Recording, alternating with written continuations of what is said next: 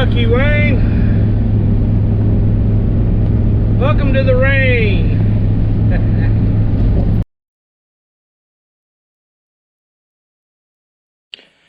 Good morning, everybody. RV Prepper, this is Wayne here. Welcome to the Bluegrass State. Good old Kentucky. Today I've got a big Class A here we're working on, a big diesel pusher.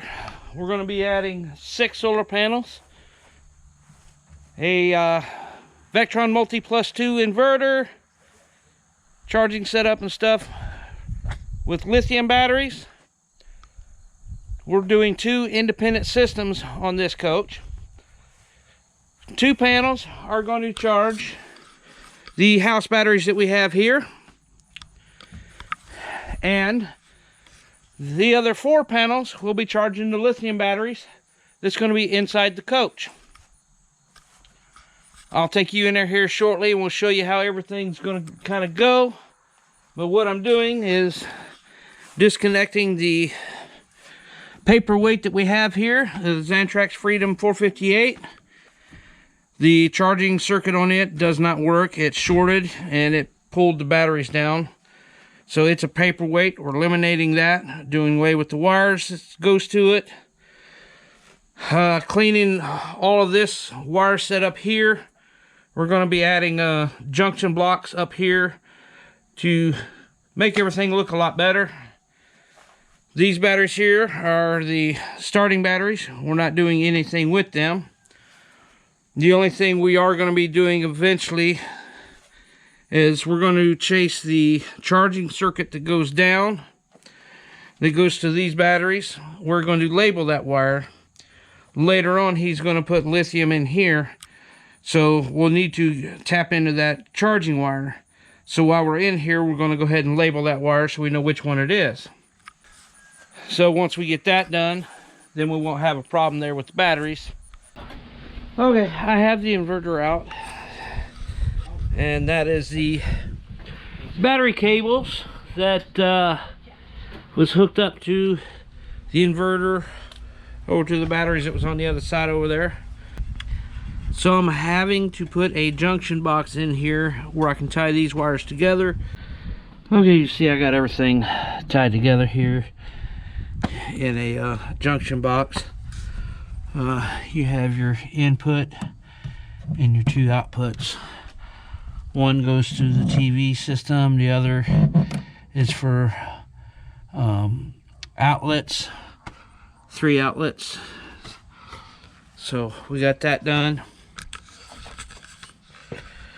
I haven't done anything over here on this side yet, because let me show you what we was working on the inside. Okay, so if you have a little bit of a water leak, remember, a little water leak can turn into a big one. So we're having to replace a section of floor in here,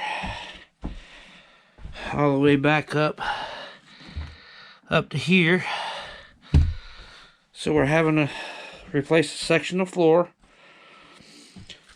The heater vents here we're changing. Instead of being ducted like they are, they're actually going to go through kind of this duct here.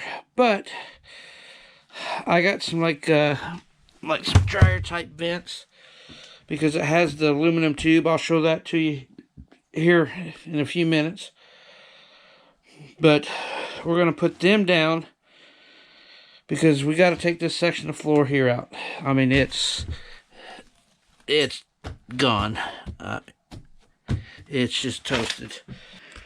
We're going to take these vents here out, and then once we get the new floor in, we're going to redo these vents, so that way this is going to be blowing out. This used to be a couch that was here, and the end of the couch was right over about where my foot is. And that's where water was pooling and just kind of sitting and then slowly seeping out.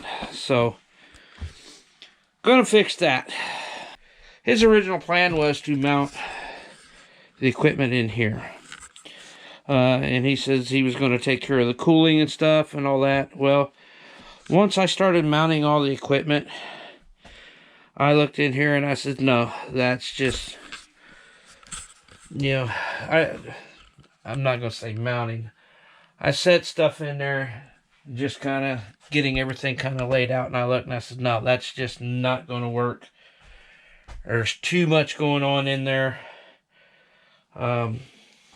With that, the batteries would be over here. They're turning this part into a bed. So it's not going to be a table area. This is going to be a full-time bed. So we're changing.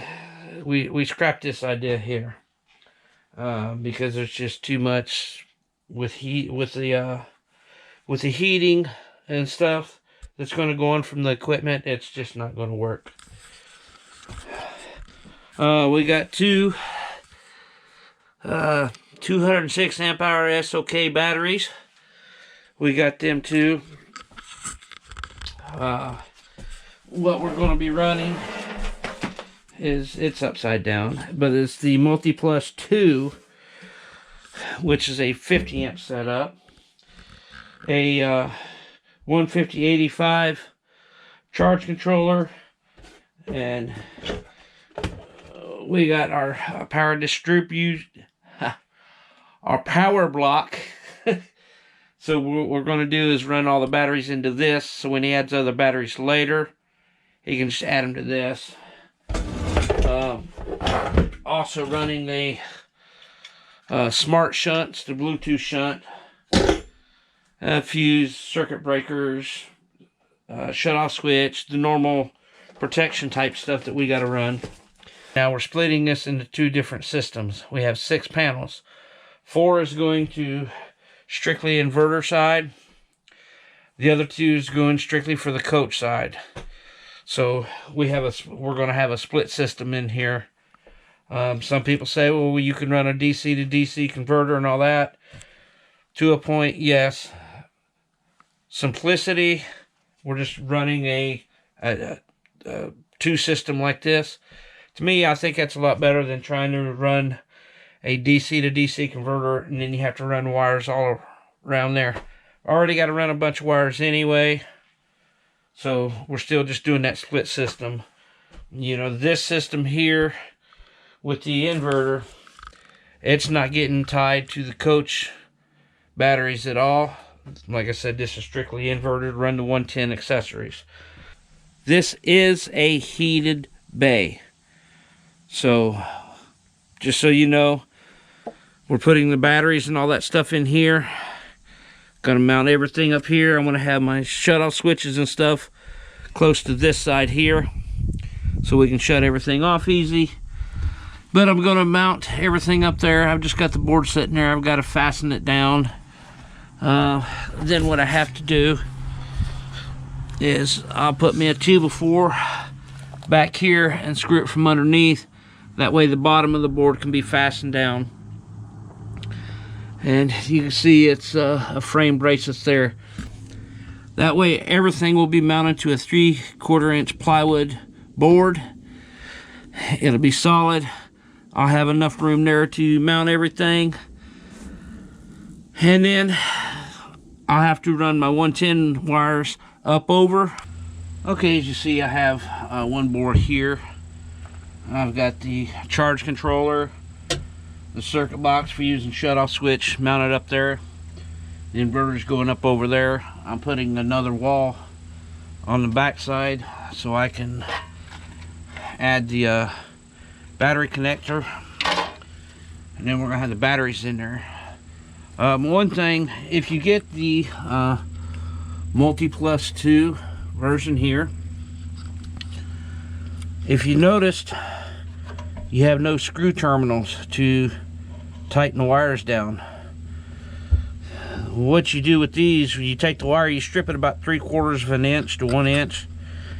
And what you do is you will shove the wire in there and it will lock. Now that's what Vectron has informed me.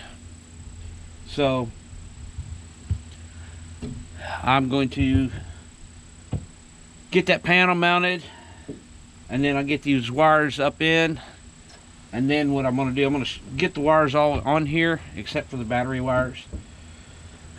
And once I get them up there, then I'm going to shove the wires up in the holes and then mount it. And then the main wires that I have running across my input and output, I'll get that in there. Now, one thing we're going to be doing on here, we're running also the output too, but I'm running a box on the back side of the wall. I'll show you that in a little bit.